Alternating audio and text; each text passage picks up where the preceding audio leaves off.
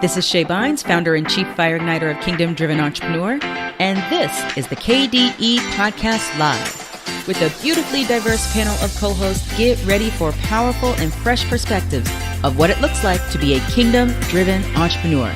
Let's go.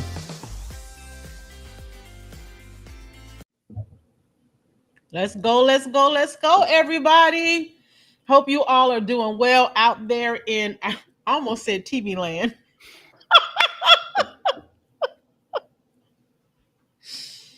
Oh God, was that Romper Room they used to do? That's what I thought it was, the Doobies, right? Yeah. It was like, I don't know no Romper Room. Way before my time. Hey now. Watch it. Hope everyone is doing well out there and that all is treating you well and that the kingdom is just flowing in you and through you. And if it's not, like Tabitha Brown says, go get it. Go capture it. Go find it. Go move in the flow of Jesus in your life. We are going to have a great show today. I'm excited to be here, you guys. I am Latara Venice. I'm here with Phil and Joy.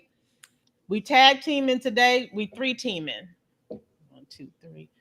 Tag teaming. We have a special guest in the waiting in the background in our virtual green room. And I cannot wait to bring Audrey on to talk about some money. We're going to be talking about money all day today. I did not plan this, but this is Brandon's day. So I'm going to be bringing him on a little bit later to share what he shares as our financial specialist. I always love his nuggets. And I love his nuggets because he's a young man with a lot of wisdom when it comes to your dollar and how you need to be managing it. What's been going on with you guys? Phil, you left us last week. But that's okay. We had a good old time. Just us, the girls. Just the girls. Mm-hmm. Yeah, I was hanging out in Georgia. I guess I can't say Atlanta area because most people that live there would be like, you were nowhere near Atlanta, 20 minutes outside of Atlanta. But enjoyed the family and, hung out and just relaxed. I haven't took the week off from the gym. But every morning I woke up thinking, do I want to travel 45 minutes to the gym? I wanted to, but I didn't. You just could have walked around the neighborhood. Oh, I walked a little bit, but I wanted to go to the gym. Oh, I get you. Well, that's good. That says a lot. That says a lot about you missing the machines. That's good. That's good. All right. Well, I'm glad you guys enjoyed yourself. I forgot what day it was. Your wife was like, I'm back. What's going on in your life? Go away, Shay Bynes. Go away. Joy, I think the last time I connected with you, you were going on a dive. Wow, that was 3 or 4 weeks ago. It's been a hot minute. I wanted to go this past weekend, but I have a thing around holidays. I try not to go scuba diving because it brings out like crazy people that don't know how to drive boats, and I value my life. I'm just saying. So, you know what we're doing over here in our house? I've got business stuff and personal stuff. We bought, as some of you may recall, 3 years ago, a renovation house when we relocated to Florida. And the last frontier to tackle are our bathrooms. It's been 3 years. And they're really old and they're not pretty. Like I'd have to have you go down the street to use the bathroom if you came to visit. Bad. And so we've started the process of the bathroom renovations. It'll be going on for a while because we're doing part of it ourselves. The other thing we've been doing is we've been with a group, we've been studying the book of James. And that's been really convicting and insightful. You know, every time you read God's word, you get something different out of it. And one of the things that really jumped out at me, because we're in a high tension season around the world right now, or nation right now, with politics and whatever, was that when people had disagreements, when chaos erupted, Jesus tended to walk away or quietly disappear. He wasn't confrontational back. He didn't lob things back at people. I thought that was pretty cool. So been doing that. Of course, my landing page workshop starts next week. And then I'm just trying to get everything done surrounding that. There you go. Awesome. Anything going on with KDE, Phil? You didn't even mention KDE, and you didn't even mention your crazy good massage. You got anything going on? We want to know about your business too. About the business. I think last time I told you guys with Crazy Good Massage that I am experiment with Groupon again. And it's interesting when you get into a pipeline of clients, and after not having such a steady, clientele for a while. I had a client I saw her yesterday, and this is the first time I've gotten this from a client in a while. She called me this morning just to thank me again for her session yesterday. It's just like, oh my goodness, I felt the difference. I went and worked out, and I was not in pain for the first time in a while. And I was like, oh, this is good to have someone confirm that, yes, not only when I first left the office, I felt better, but the next day I felt better. And so that was pretty cool. As far as KDE, oh man, there's so many moving parts going on with KDE, and I'm in the midst of making sure I'm working with the rest of the team on the marketing calendar. There's some things that we need to put on the calendar, and I have to get organized because I've been kind of handling the marketing. I have to organize myself a little bit better, and then get the help to replace me, because after I got a handle on it, then I need to get it out of my hands because I am not the marketer. Yeah, that part right there, let me tell you, when you realize you're like, I have it all here, and it's like on here and here and here, and I got to put it all together to give it to you. Like you want, like that's a whole. This is why, even though, Shay and I were talking one day, and she said, most people won't put their SOPs together the first 3 years of their business. I believe from day one, you should be writing down your processes. So you have them, right? So you have to write down your processes. Especially if you've been in business for over a year, you have things that you've been doing. So just jot down, if it's just bullet point, what you've been doing, and don't try to keep it all here and, all on envelopes like I do, stuff like that. Do something different. Do something more organized. So, but that's good. I'm excited about the different, the way the shifts and things that are going on with KDE and all of those different things. My life is my life. Y'all know I've been on this journey with God. I was telling somebody the other day, I don't even have goals for the second half of the year. It's like I see where I want to go, but every day I'm waking up and going, okay, God, what are we doing? How are we doing this? What does this look like for me in this season? And usually he tells me to go to my garden or mow my lawn. And then there's some clarity that comes out of that in some kind of way. So I'm just enjoying this journey. And I'm on this journey also of my caretaking responsibilities have up-leveled. And so, learning how to enjoy being a caretaker and not being frustrated, or getting mad at, family members who feel like you should be everything to the person you're carrying, and you're like, I can't be everything. What you gonna be? Can you be something? So, learning how to enjoy the journey and not feel like it's a burden or it becomes overwhelming, which it can become overwhelming, especially when you got a feisty, independent, don't want to listen mama. It just ain't no other way to put it. Y'all want to know where I get it from? Just go have a conversation, and you be like, "That's hard to a T." But I'm not as stubborn as her. I'm not as stubborn as her. Phil, don't be looking at me like that. I'm not as stubborn as her, okay? And I'm not as independent acting as she is. I try not to be, anyways. So that's the journey I'm on. Launching some stuff with business, and this is a different kind of journey for me because I always have a flow of this is what I'm doing in this quarter. Y'all, I'm just here. But I love it. I love it. I love it. I'm well cared for, and God is good, and my business is doing well. So I guess I'm doing something right. Kind of, sort of, right? Doing something right. Today we're going to be talking about money, y'all. We got Brandon, we have Audrey coming on, and we're not just going to be talking about, money for the sake of it, or how to get more money, or, how to become a 6 or 7 figure earner. We're going to be talking about some freedom and some peace and some wisdom around your dollar, and what that looks like. A lot of times in I have found in circles where there's Christians, there's kingdom folks, sometimes money is a topic people don't want to talk about, but we need to have these conversations. Mm-hmm. One of the reasons why Brandon is a specialist, because we need to understand what's happening with our finances and what's going on in the world, what resources, we need, which ones we need to avoid. We need to understand these different things. People have different viewpoints on things, on the dollar, on crypto, on Bitcoin. People have different opinions. What is all that? We ain't talking about crypto and Bitcoin today, okay? Don't. It's not the topic of the day.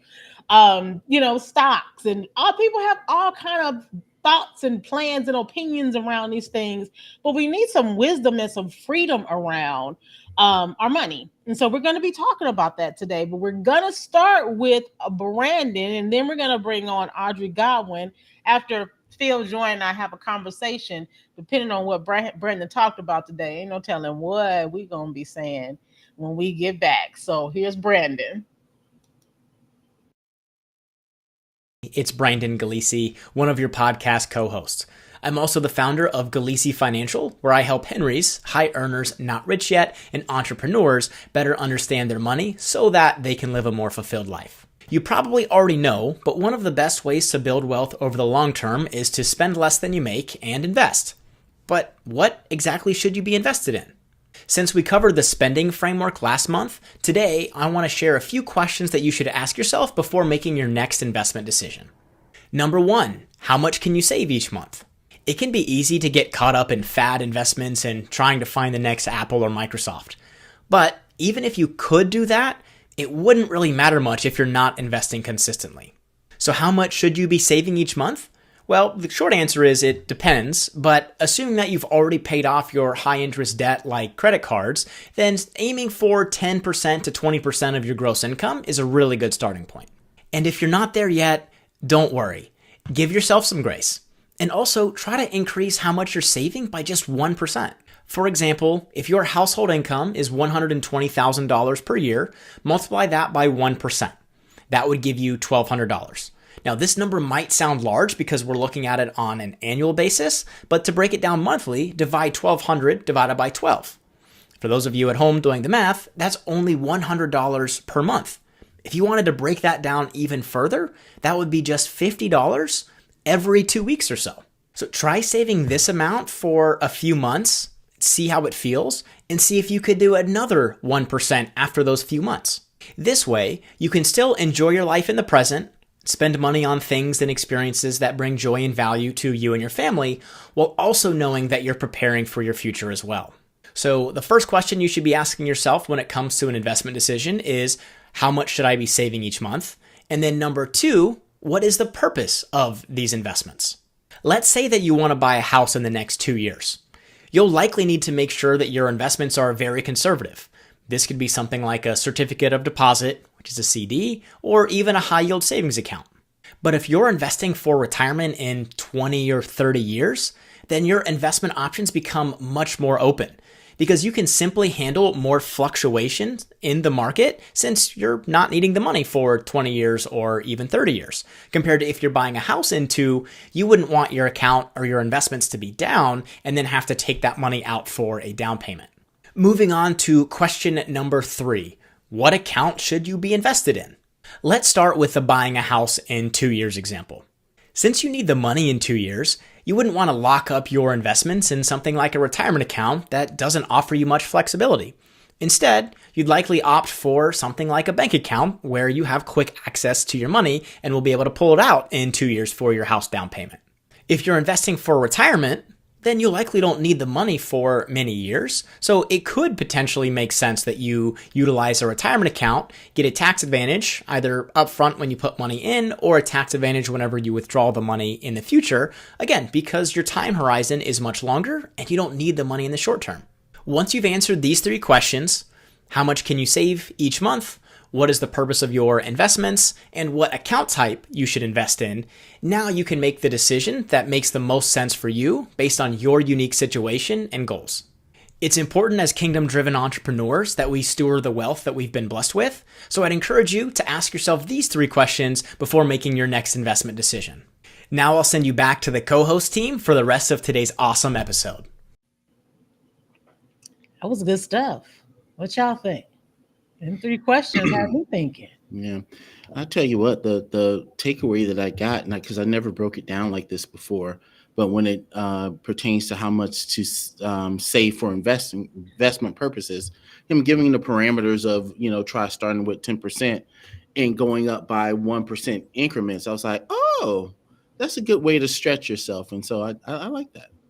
Yeah. I like the fact that he took the complex terms out of it. There's all these different vocabulary terms, and he broke it down into simple steps that we can do, but he also made it goal driven. It's something that I look at from a marketing perspective, starting with the end in mind. Where are you trying to go before you make that investment? What is your goal so that you invest your money wisely? I thought it was full of all kinds of wisdom and done in a great way. He needs to be somebody's financial advisor. I'm just saying. And so if you are looking for a financial advisor and you would like to talk to Brandon, just look him up. It's Galesi Financials. And listen, he is on Instagram. He is on Facebook, and he gives such great information for a young man to be a millennial and a young man managing his money and teaching people how to do it in the same way with such wisdom and grace. Y'all go check that out. But what do you do if your name's not Henry? I said I was going to ask him that. I was going to ask him about that. I help Henry's. I was like, well, my name is Latara, so.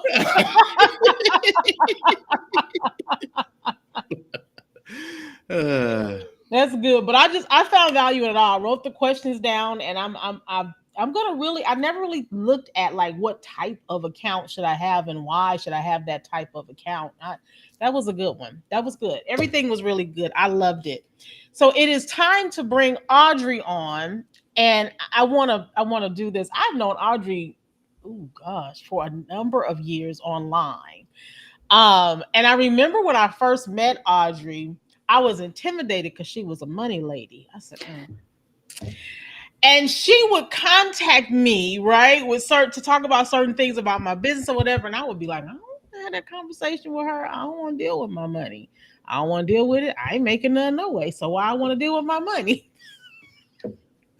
But since then, I've learned a lot from her about the wisdom and Brandon and Shay Bynes, because Shay Bynes would just put stuff in. She just do this to you sometimes. She just, I know that's your wife, but sometimes she just,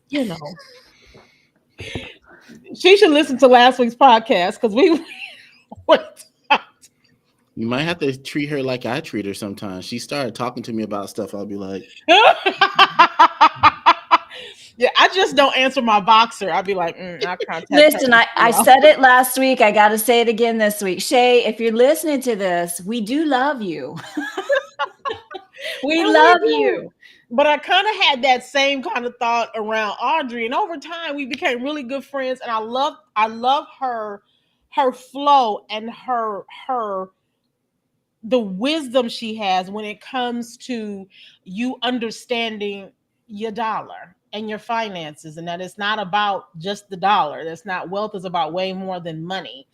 And so I'm excited to have her on. So we're going to bring her on and we're going to just have her just come on and let us know who she is. And we're going to start having a conversation about, wisdom and finance and wealth, Audrey, and all of that. So welcome. We're glad you are here. Well, I am so glad to be here. Thanks for having me. And awesome.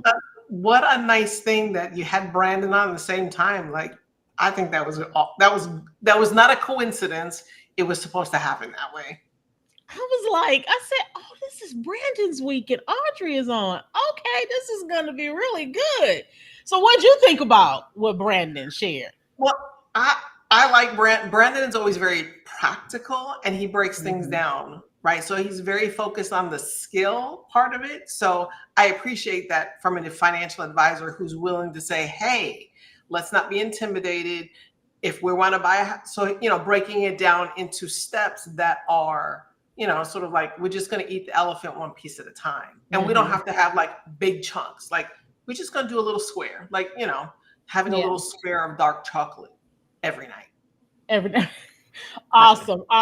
So Audrey, do me a favor and just, tell us who you are and how God has blessed you to be this financial, I won't say whiz, I won't say guru, but this gosh, just wisdom. You just have so much wisdom in it. How'd you get to this space?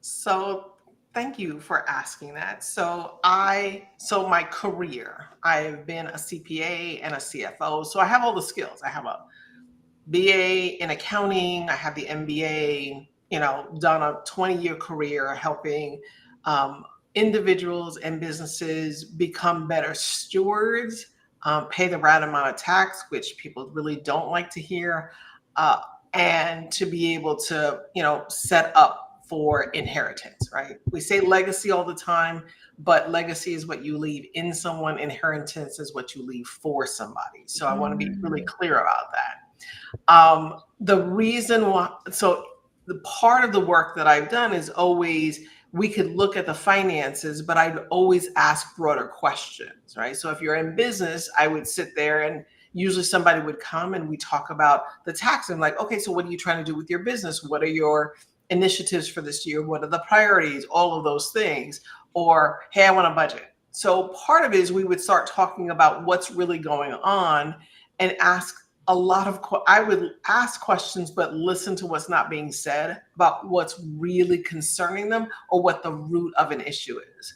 And all this time, that's why I have sort of a database of, lawyers and therapists and all that, because it's more than just like, if it was just easy math, like now we don't even have to do math in our head anymore. So for me, I've gotten to the place where I recognize that, it's not, we can talk about mindset all day long, but we don't talk about the motivation, right? So it's sort of like we always talk about what we're thinking. We don't talk about what we're feeling. And so there's a disconnect right here, like this 18 inches. And so that's how I got to the place where I developed the Position for Profit framework that really looked at all those things, which evolved into Whole Soul Finance, which is really about your healing, being healed and healing along the journey, and understanding that your vision, values, and priorities have to be supported by your finances, but there's an order to that in order for you to have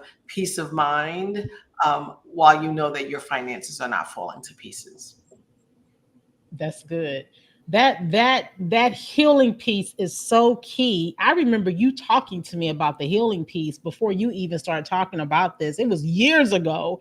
I was walking around this corner. That's how I remember talking to you. So it had to be like 2016, 2017. And I was listening to you and you were talking about my health, my mental and my emotional health as it related to my financial health. And I thought you were crazy, but you weren't. But I listened to you right through tears because I was just like, how's she gonna tell me all of this? But you were right. And I will never forget that conversation. It's really important. I often tell people, if you look at your relationship with money, you can kind of see your relationship with God. Ooh, rich. Well, and I also think the especially in the time in history that we want to create relationships with a lot of things that can't give us, there's no real exchange, right? So it could be, I relate to money in this way because my relationships with people and with God are just whatever, or even my relationship with myself, right? I'm not taking care of my mental health. I'm not taking care of my physical health, right? And what people tend to not think about is the fact that most of our purchasing decisions are not made because we thought it out and put a plan together. Because most people, when it comes to their financial plans, the minute something happens, well, let me go stroll Amazon, let me go to the mall, let me do other things, because we use money as a scapegoat for avoiding honest and open communications with our spouses, with our business partners, with family and friends, and with ourselves, right? Ooh, that's good. Man, I'm taking notes over here like there's no tomorrow. all these mic drop moments. Keep going. That was good. And the reason why that was so good is because, you talk about whole soul. It's all of who you are, that has to be ingrained into all of who you are. And one part of who we are has to deal with how we handle money, how we handle wealth. These days, so many people want to be rich. A woman don't want no man to take her to Cheesecake Factory for the first date. If he don't spend this much money on me, I'm just like, bruh, Cheesecake Factory is good with me. Let's roll, right? But Right. the concept of money has become so, we've really fallen into the love of money, right? Which we know that lends itself to, and it's so noticeable, just in how we behave. Everybody has to have a certain kind of purse. Everybody, oh, you got a Coach? Why don't you go get a Tory Burch? Well, do you know how much a Tory Burch purse costs? I'm not getting ready to put Tory Burch on when Coach is cute too, and quite a few $1,000s cheaper than than Tory Burch. But it's also a matter of what works for one might not work for another, right? So that whole soul part is really important, because it just has to just integrate into everything that you are when it comes to how you deal with your money. Yeah. Well, and priorities as well, because I think a lot of times, you do, Latara, the structure for your season, right? So if I know what season I'm in and these are the priorities, then I have to be able to fund those seasons, right? And what that means is I have to look at, well, okay, so if this is my goal, if this is my priority, so say, I'll use me as an example. My health is my priority. I just got some blood work back and I'm like not happy. So, not that my health hasn't been, but now we're getting a little laser focused. So I have to look at, how is my grocery bill going to change, right? So my grocery bill may go up, because if I'm getting higher quality meats, if I'm getting more organic produce, my grocery bill comes up. Okay, so why is that important to me, right? It's not just about how am I going to move money, so I want to live to 120 so that I can be salsa dancing and wearing out my grandkids and great grandkids, right? That's the picture in my mind. So that's my why, right? So if that's my why, and I say I'm going to focus on health, then it becomes, what are the things that I can do? So I would brainstorm. Oh, I need to go back to having green smoothies.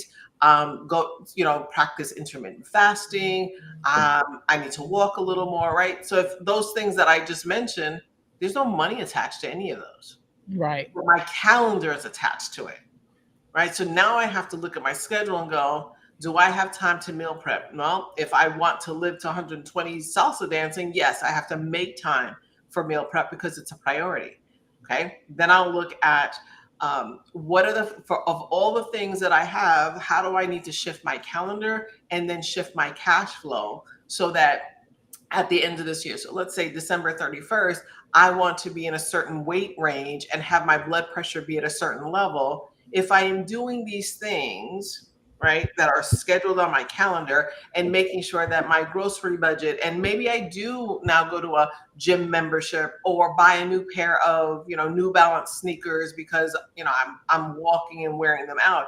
Then I look at, these are the things I need to pay money for. Where in my current spending pattern do I need to pull that out of, like reallocate resources? Yeah. And then what of my financial management behaviors have to change or be replaced so that I can meet the goal overall?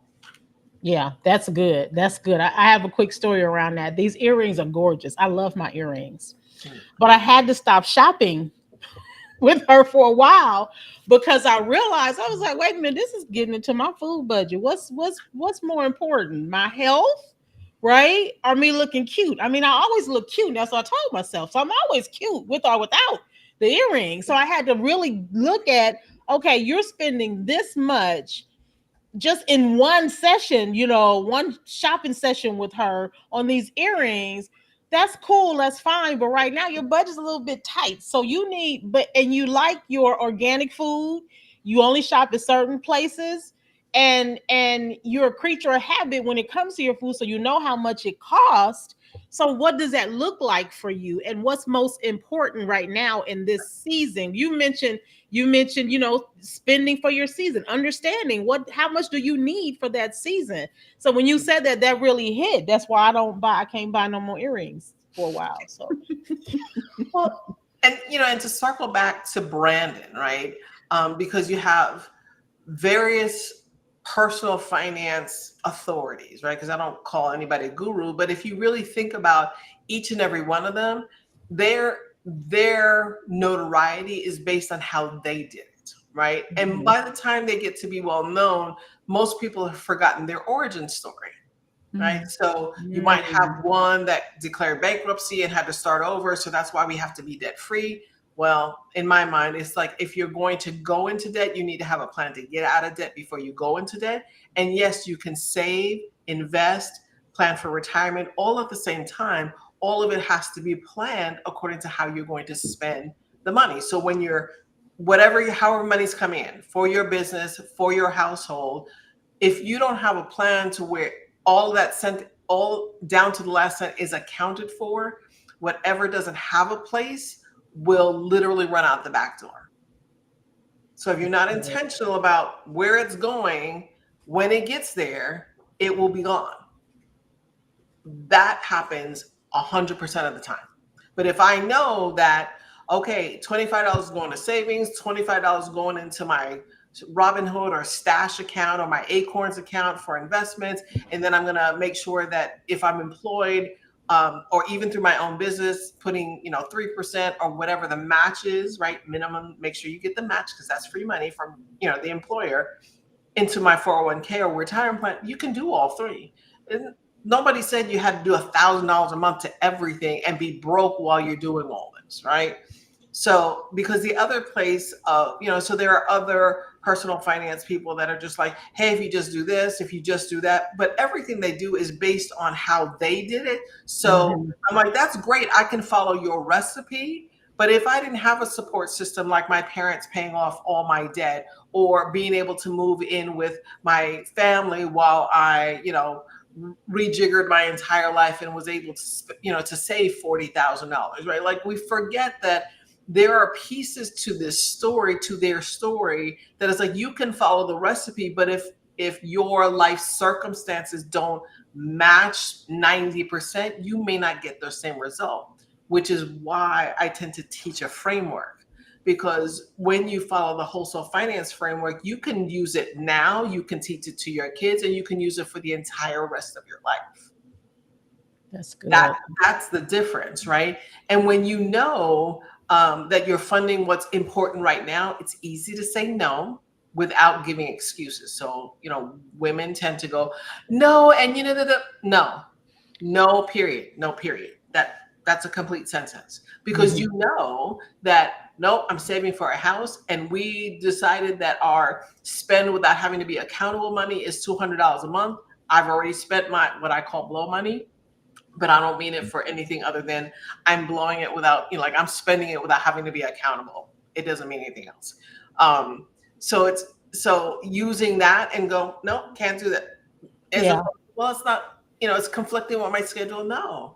What I really wish, especially for business owners, because we get so focused on the gross revenue, we don't look at profitability. And one of the line items that we should be spending on is our own personal salary. So we need to make sure that the salary that we're taking out of our business is actually supporting our household.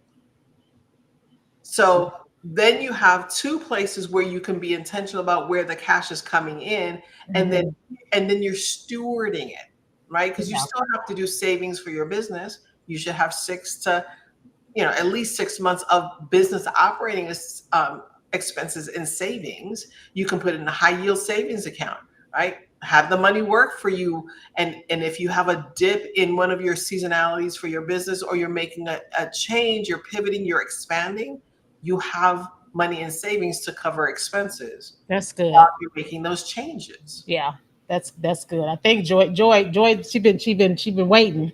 I've been waiting for a window. Everything you're sharing is always excellent, Audrey, but I wanted to go back to one particular point that you made and see if we can talk about the flip side of it, because you talked about the 401k and matching that. But as entrepreneurs, most of us, if not all of us, don't have access to a 401k, but there are other things that we can do, like a SEP or things like that. Can you address that and what people can do? Sure. And to be honest, there are 401ks available for entrepreneurs. Oh, interesting. Okay. Yeah, so you can do a SEP, you can do a 401k. If you don't want to do anything through your company, you can still self-fund an IRA, right? That personally, you just would take money out of your business to be able to do that. But you can do, most companies, even if you are a sole proprietor, you can do a solo 401k. It doesn't necessarily give you the tax. If you get taxed as a sole proprietor and you do a solo 401k, your tax benefit is not the same as if you were an S corp taking a salary and reducing your salary. So, you'd have to talk to your tax advisor. But I would say for anyone who's running a business, and the reason I'm so glad you asked that, Joy, because I literally just had a client say that they're looking for a new CPA. They have been with the CPA for 20 years and just found out last year that they could do a retirement plan. Wow. Oh my goodness. What are we doing here? So find a CPA, that is more than just a tax return preparer or a bookkeeper, or someone who's going to be able to say, this is the best retirement plan for your company based on this. Because part of it is you also want to make sure that CPA is not going to continue to advise you to get the tax deduction.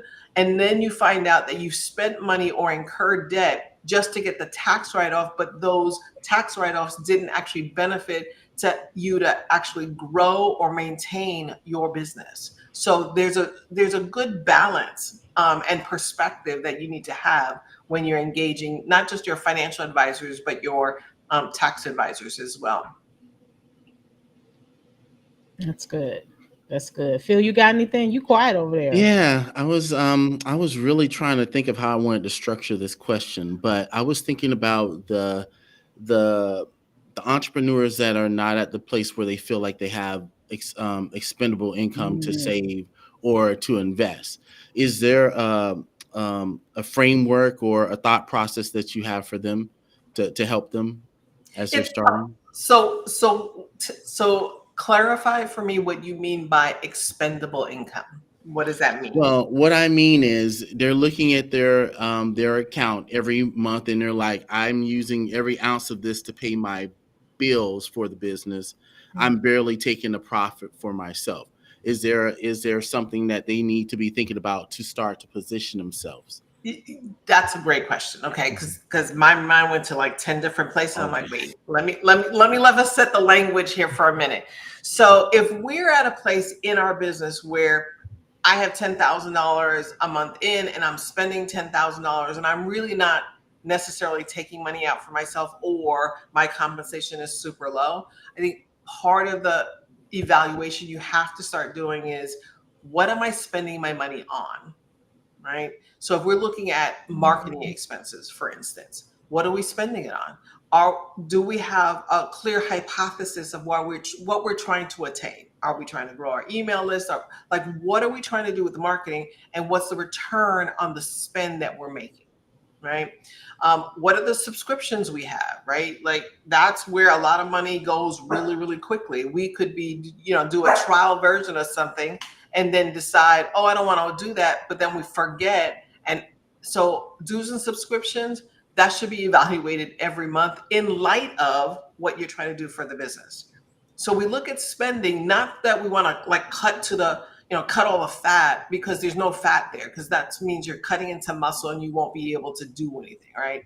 The other piece is, are you actually making enough money, not just for the business, but for that you are able to take home as well, right? So it depends on where you are. If you're in the early stages, then it becomes, you have to be more nimble with the things that you're spending money on, but you have to evaluate, like you have to have sort of a goal or something metric that you're working towards that's usually not financial.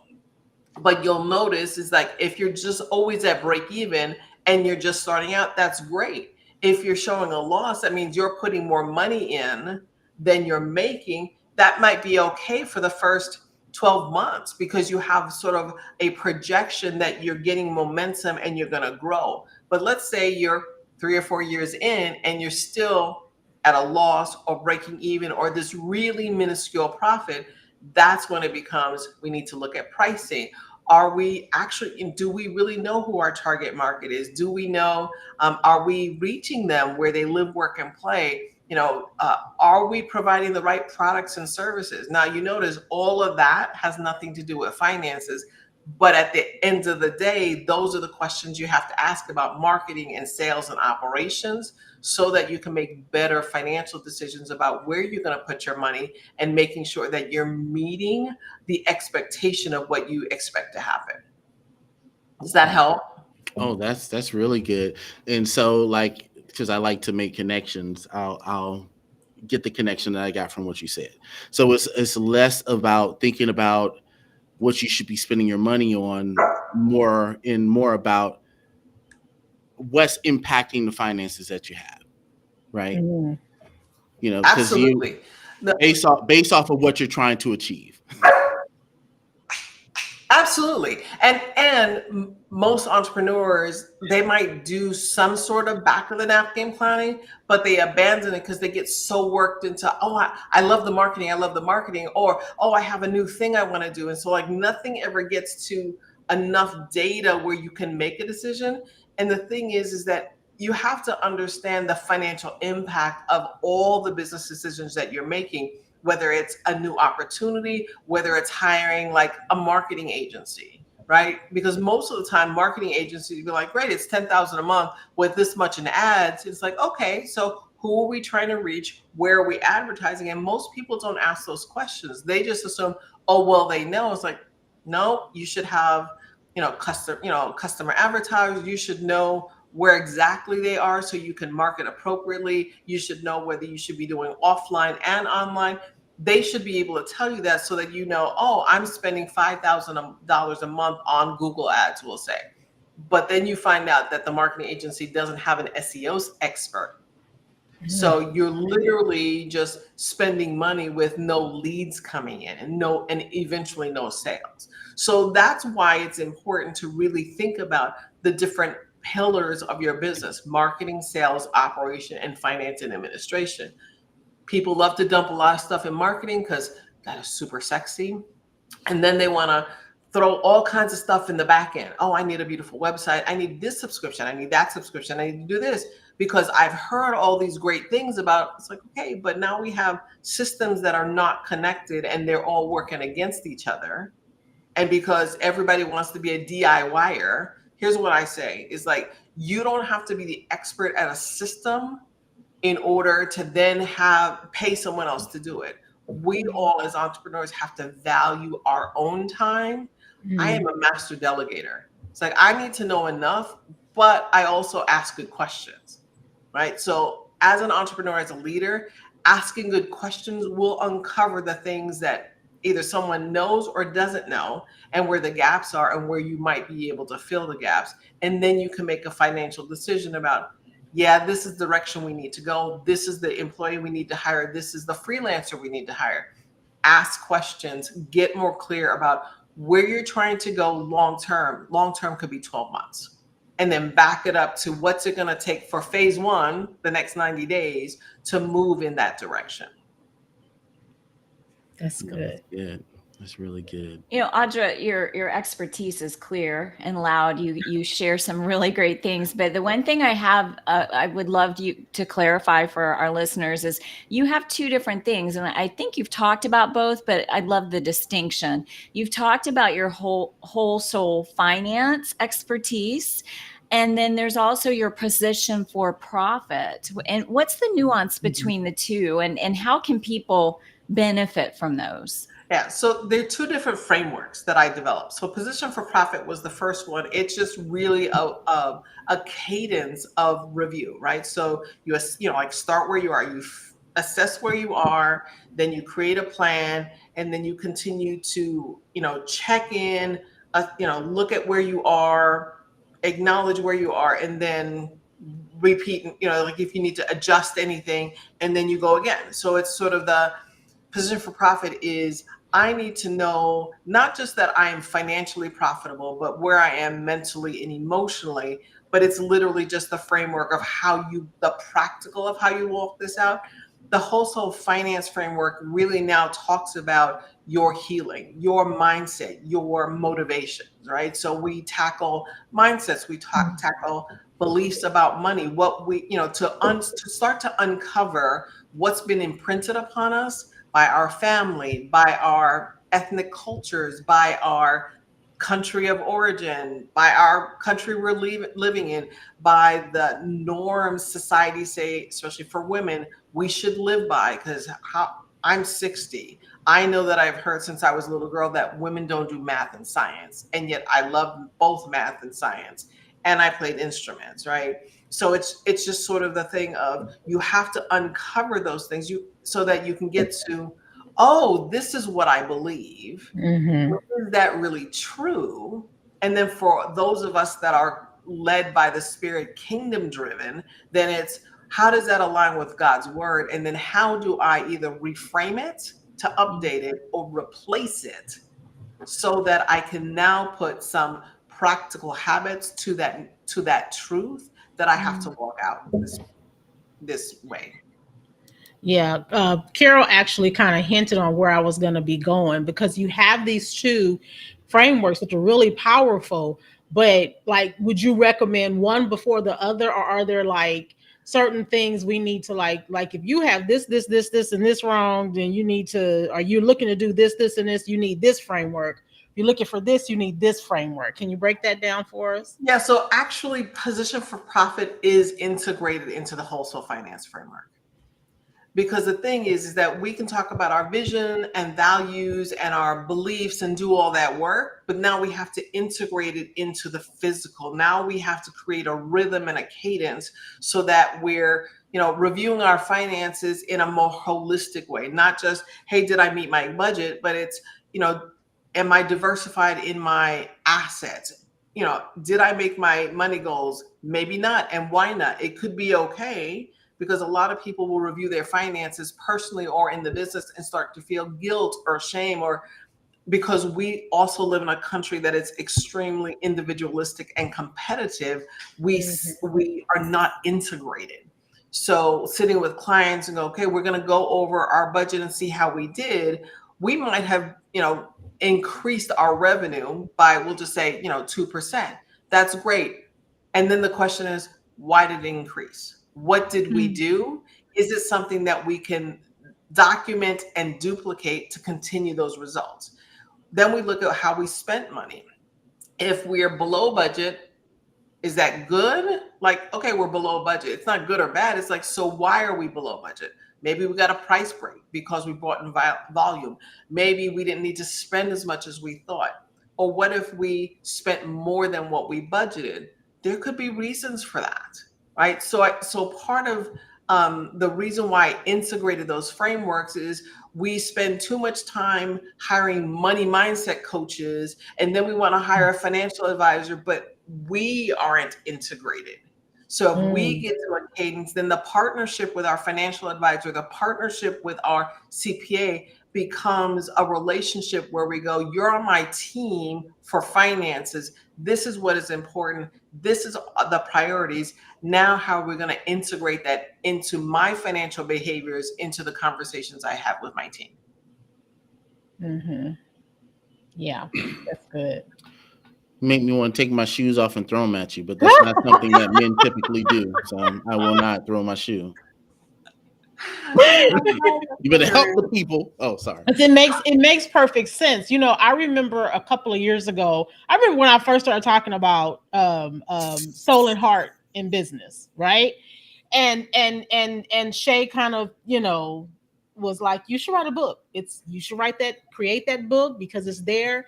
And at the time, she knew it was necessary, but over time, as she began to like read through the book, and I would talk to her about different concepts, and I would go, "That's a soul issue. That's not a business issue. That's a heart issue. That has nothing to do with their business. Oh, they got some trauma to deal with. That's why they act like X, Y, and Z." So it's really important that we understand there's that whole piece again. And over time, Shay was like, I'm just like, every entrepreneur needs to go through some soul care work because it's some deep stuff. She said, I think over time, everyone needs to get to a place to where they're evaluating themselves from the inside out before they evaluate their business. They look at themselves. Really, really important. And I love that the Holy Spirit has given you wisdom around the importance of that and the importance of soul care in tending to your dollar. Like, that's really important.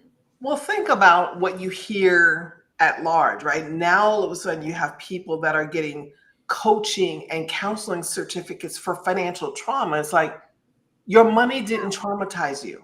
What happened is you had parents who were bad stewards of money. Maybe they had addictions, maybe whatever it is, and you ended up homeless, right? That's not a financial trauma. That's just good old-fashioned trauma. But we get to the point where it's like we want to segregate things to like we're literally splitting hairs at this point. So somebody can say, oh, I'm traumatized. Like eventually you have to come to the place where it's like, no, you were lied to. Your mom may have, every time it was feast and famine, like she'd get all this money, it was always spent. That's why you save the way you do and you don't spend for fear there is going to be another famine. And I had a client who went through our Position for Profit cohort last year, and we talked about this.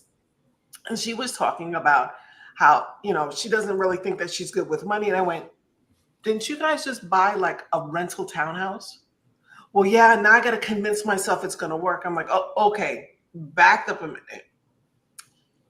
You had to go through a very rigorous process for for investment real estate, which means that your credit is good. You have demonstrated that you're trustworthy and dependable when it comes to your obligations.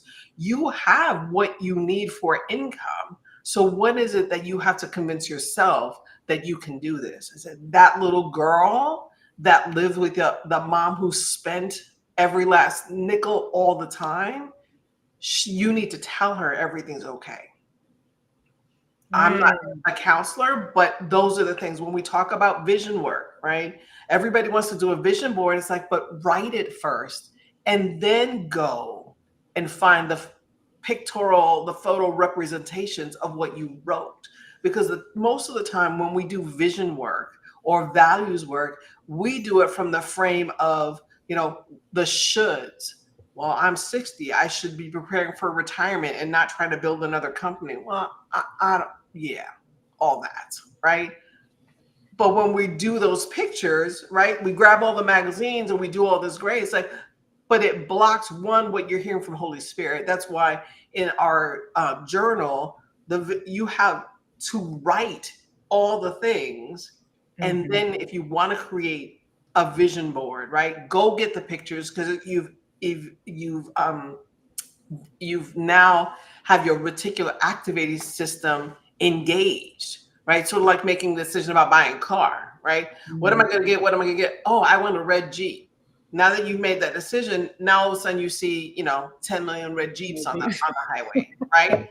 But what that does is it allows us to start shedding what isn't ours so that when we say, I really do want to be debt free and have an investment, we can be laser focused and experience more of the joy of missing out as opposed to the fear of missing out because we're still trying to attract to whatever the marketplace is saying. Mm-hmm.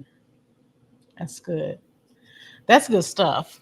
I By the way, I see your brain working over there, Joy. You like what you heard. The joy of missing out. You're going to use that somewhere in your marketing, aren't you? I Right? am, and I was also thinking about, Audrey and I have conversations behind the scenes, and one of the things you kind of tiptoed around, but I haven't heard you really dive into it deep, is you've talked to me extensively about the generations and wealth and how that pours into generations. Is that part of your talk track these days that you want to elevate? Yeah. So what I know, what I have been told, right? Something that Holy Spirit told me is that I am a voice for a generation, not of a generation. And what that means is that it's like, I'm not the 60-year-old boomer, because technically I'm the late boomer, right?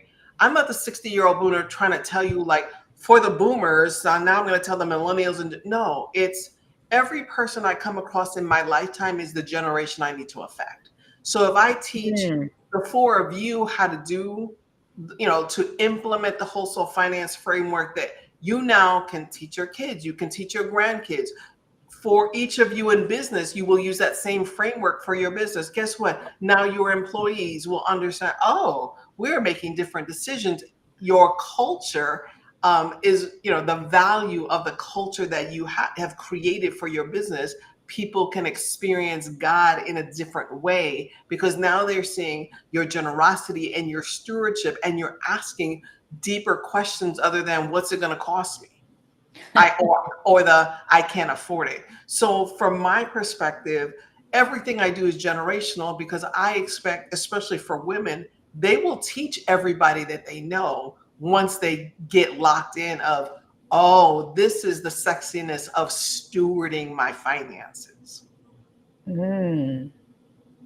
Sexy steward. Not stewardess, but we got all kinds of words. We got Jomo and sexy steward. I mean, I love it. This has been so good. I think that the beauty in what you shared today is you really taught the people that freedom in finances comes when you have freedom in you, like when you when you have freedom in yourself. And that takes a work that takes a work that a lot of people don't necessarily want to do, but we need to do. Right. We need to do these things. We need to ask God, okay, I got this unhealthy relationship with money. Why? Like, where did that come from? Where's this deep-seated issue I have, right, with my bank account always going in the red? Why is my bank account always in the red, right? What's the problem? And you may find out that, well, in my case, what I found out was really because your mama and daddy spoiled you, gave you whatever you wanted. So you thought money was always there. Right. I never wanted for nothing. So when I had to actually start wanting for, I was like, wait a minute, I got to pay for this myself. I got to do what? What are you talking about? Wait a minute, where's my daddy? Well, honey, your daddy been dead for quite a few years. Wait a minute, mama, can you help me? And of course she would always try to help. And one day God was like, stop, cut all that out. You need to grow up. Like, you need to grow up. And when you grow up, then you'll watch your money grow up with you. I was like, oh. Really important that we understand. I had to do some work around my dollar. By doing some work around Latara Venice, because Latara Venice has some stuff. I know, didn't that hour go quickly, Carol? I was like, wow, that hour went really fast. And I was just gonna say, this should be freeing. I know what you shared today was very meaty, because I can tell that you've spent time steeped in it to get this level of revelation, right? But the freeing thing for the people that are hearing, for the hearers, should be that what you presented was something, no matter where you are, there's an opportunity to start and get the process going. You don't have to beat yourself up. Wherever you are, let's start there. And so that should be freeing for you guys that heard. So that's good. That's awesome. That's good. Audrey, this was so good. I thank you. I'm pretty sure that I'm going to have you on here again because you just have so much wisdom around this whole little thing. I would love to have you and Brandon on together. That would probably Ooh, that would be good. That would be fun.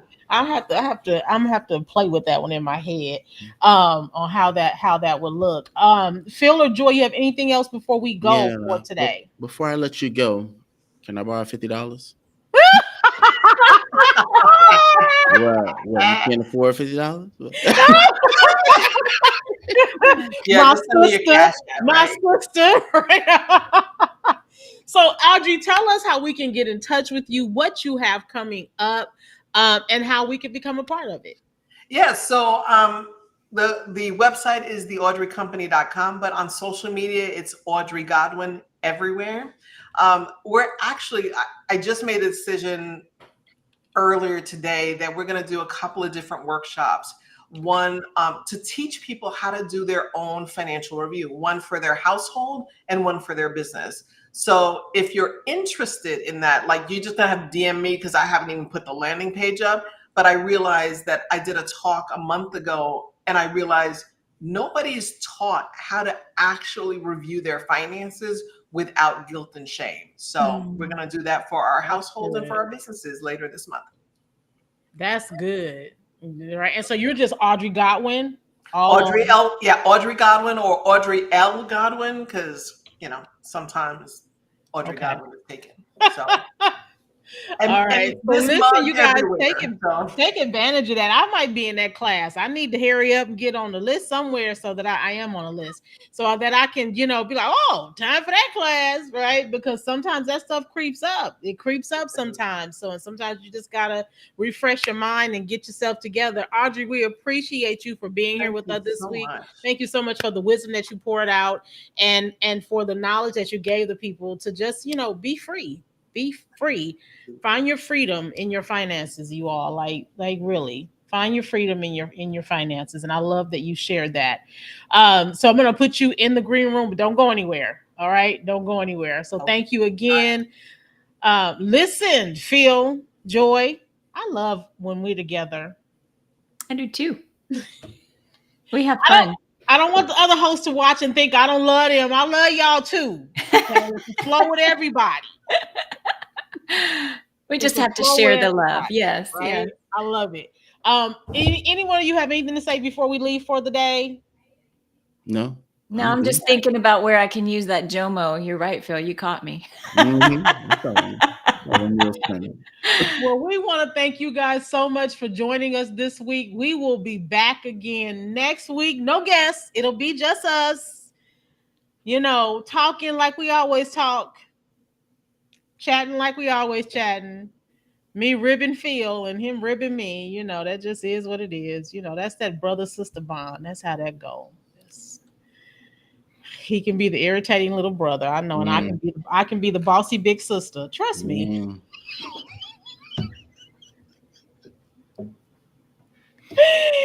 Oh gosh, I'm not sure who our other co-hosts are next week, but we will be back next week. Listen, share this out. This is a great episode. Let somebody know that this episode is here. Let them know they need to be watching and paying attention to what we're talking about over here on the KDE Podcast Live. We will see you all next week. Bye-bye.